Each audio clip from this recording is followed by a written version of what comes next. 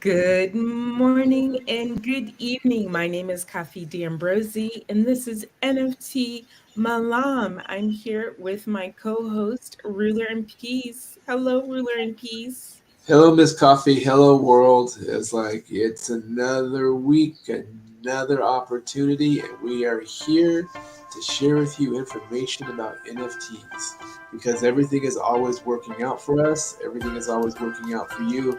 In the background is a piece of music I composed called "Everything is Always Working Out for Me," and what I meant by that is if it's working out for me, it's working out for you. So we're gonna have an episode today and just share with you some things, go kind of back and past, is like lay some foundational building blocks because we're so far in. But for those of you who might just be checking us out now, it's like there might be some information that would be of value for you to move forward. So back to you, Miss Coffee. Thank you so much. We are in our 47th week of NFT Malam. We are excited to have some folks in our Singapore in person with us. Hello, folks watching from Singapore at our in person event. We're so happy to have you with us today. Hello to our folks in India from Fanfare and our folks here in the States. We're excited to have everyone here today. So today we are going back to basics. NFT Malam is an in person, online hybrid show discussing the latest of NFTs, Web3, digital art, music, and more. And so we are going back to basics today. Ruler and Peace, do you have an NFT drop piece of news for us today? Or are we just going to discuss our general what is an NFT today? Yeah, I thought we were going to just focus on just getting back to the basics. And so, even though we could share information about this or that, I just feel that after all this time and as we're gearing up for a new season almost and bringing a finality, that it might just be nice, just like we're bringing in all the best of the best, it's like to bring in the foundation so that we start off season two is like hotter and stronger and better. Fantastic. One of the things we always discuss is this new world. Like, what is the metaverse? And imagine waking up in the metaverse and what that would look like. How would you start your day in the metaverse? Ruler in peace. And so for me, if it was truly all inclusive work, we were communicating more in a metaverse environment versus what we quote call in real life IRL is the abbreviation. And for me, honestly, I will say I don't like to make a distinction between IRL and metaverse, but some people really do make a complete distinction. But Mm-hmm. the possibilities are endless because people can literally show up and work. People can literally show up and be doing their work job. When COVID hit and we did all this, started doing all this virtual stuff, and that gave an opportunity for even platforms like Clubhouse to really explode and for people to be congregating in a particular place and conducting business. The metaverse, um, I don't know how much will it be like Ready Player One or any of those type of analogies as far as movies and stuff like that. But I could foresee, and people have talked and discussed about literally you wake up and maybe it's like Alexa or Siri is like open such and such and prepare my avatar is like because I'm going to be heading to work. And so or at the same time, for people who I you know there are some people who talk about the possibility of life feeling more isolated if you're just encapsulated, always online or inside the metaverse, so to speak.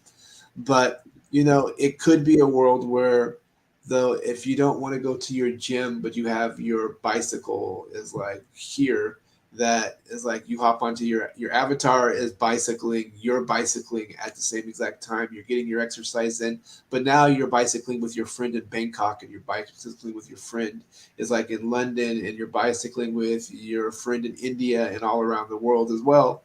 Um, Right.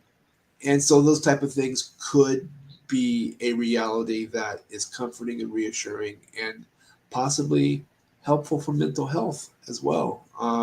and then continuing on with your day is like no, it's like continuing with your day and heading to work, and Mhm. you sit up, but now you have a more beautiful environment when you're actually going to work. You're more visually stimulated. You're still having your communication with your team members and stuff like that, but in a virtual setting that is stimulating for the mind, stimulating for the heart, and you can be productive. A person like you and me as creatives, I could be plugging in and doing a collaboration with someone. We could be sitting down and discussing certain things and being able to visually show stuff in a more dynamic way than we can currently do in Right. our current settings. So those are the type of things that I see as real possibilities. I see as actually being implemented in some ways on certain levels already in the present. Mhm. Um, but the technology and the ability and the structure I see only continuing to grow. Absolutely, absolutely. Uh, in our journey in Web3, I think a lot of us began with NFT, right? We Correct. began with NFT. And so, what we learned, I think one of the first things that I learned was that an NFT, a non fungible token, is nothing but a digital asset, right?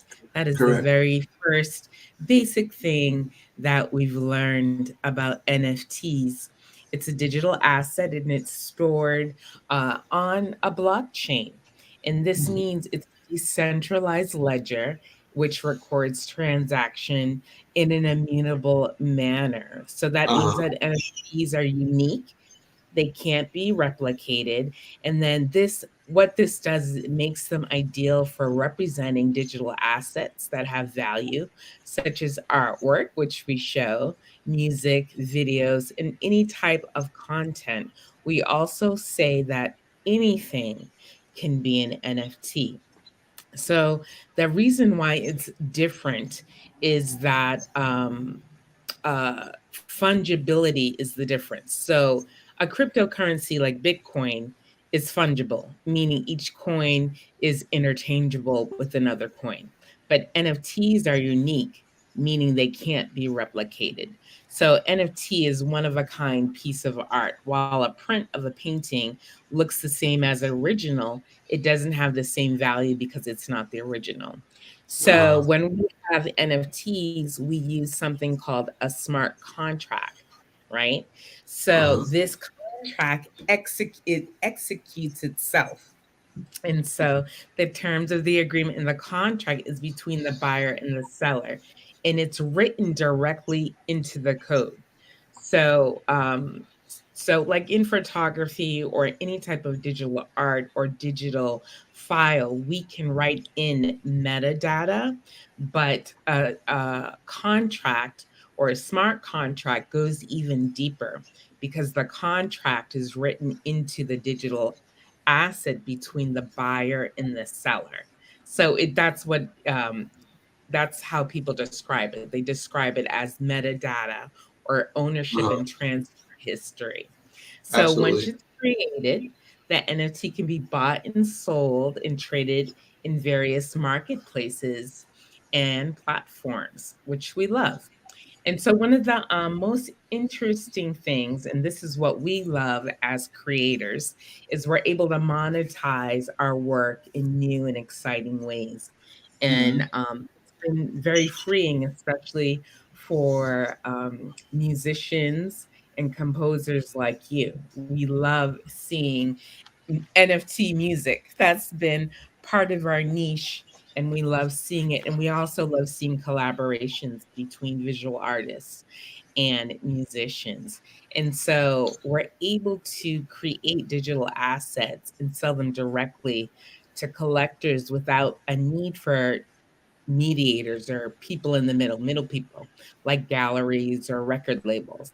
And so people are able to have the greater share or the whole share and the greater control on how your music, your artwork, or whatever your digital asset is. Now, the downside or the hard work of that is you become your own record label, right? So a lot of people are like, get into music NFTs, right? Become you own your work, you have your own autonomy. What artists don't also weigh in is that you become your own record label, you become your own distribution. And so while it is appealing, you also must weigh the cost that you are your record label. You It's a lot of become work. your own distribution, right?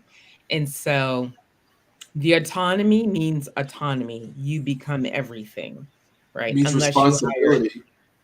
It means The responsibility. responsibility is greater. So all of that money that you're normally paying a record label, which is when you get a record deal, all that money that you think that you're getting is actually a loan to pay all the people, the distributors, the marketers, all the people that are involved in launching a music group. You are that person, right? So you are getting the greater share of the money, or you're getting all of your money, but you are also responsible for every aspect of launching Absolutely. your product. So it's greater, it's less risk, um, more work, but also greater reward. So it's a win-win. Is it a win-win? It's been a great relief for a great many people, to have that autonomy.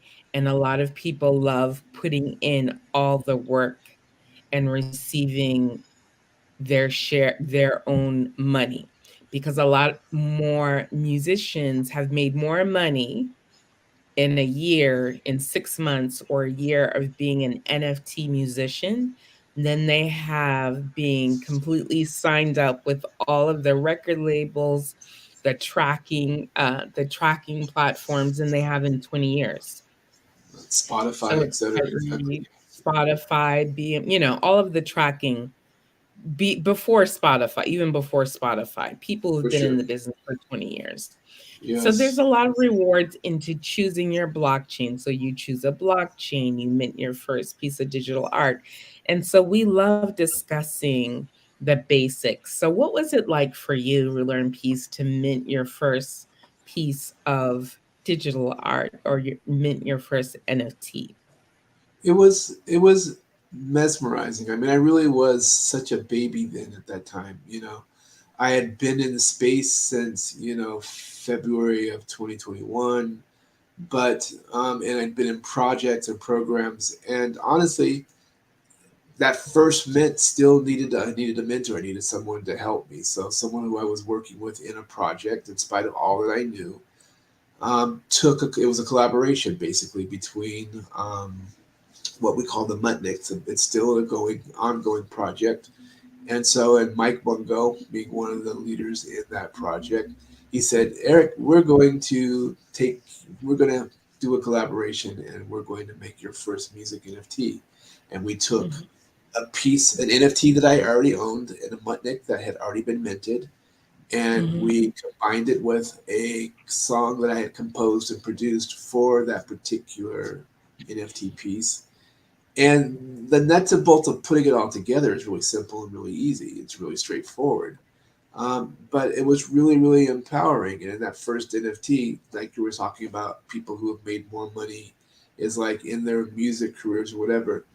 Um, I was new to being a musician because I didn't start composing and producing until 2017 versus some of those veterans out there who, were slinging it, just pushing it in every way possible, and selling CDs from the back of their car. So instead of me selling a $20 CD from the back of my car, I got to sell an NFT worth zero point zero 0.04 ETH, zero point zero 0.06 ETH, which was significantly more than a $20